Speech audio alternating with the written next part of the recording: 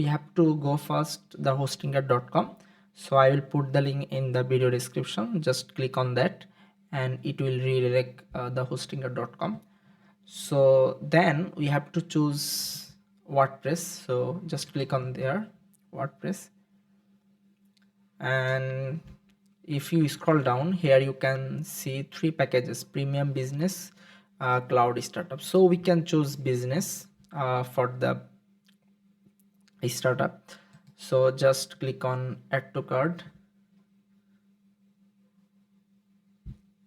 So we can choose 1 year or we can choose also 2 years. So if you choose 1 year, that click on that, and you have to create account. So you can open in from social account, or you can create the account by giving your email address and your password. Then here you can see the select payment option: PayPal, Google Pay, or uh, the credit card also. So just put the information what they want and then just submit secure payment. So I realize that you will do easily. Okay, so then we have to go to the login access. So I have to click on there, and here you can see the login. So I just log in with my email address and password, or click on social media, and then I just put my email and password and just log in.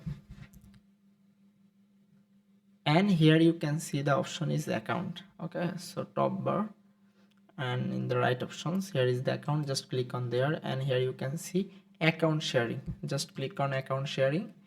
Here you can see request access, okay, or grant access.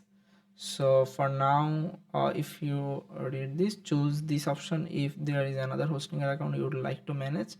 So we choose the grant access. So click on the grant access and just click on there, and here you can see manage service or manage services and purchase. So we select first one, manage services, and here is the email address of our developers, and here you can see choose the services. So we choose all, select all services. Okay, and then select if you allow is the set pending orders. No, we don't need this one, and then click on the grant access. So that's it. I think it's so easy.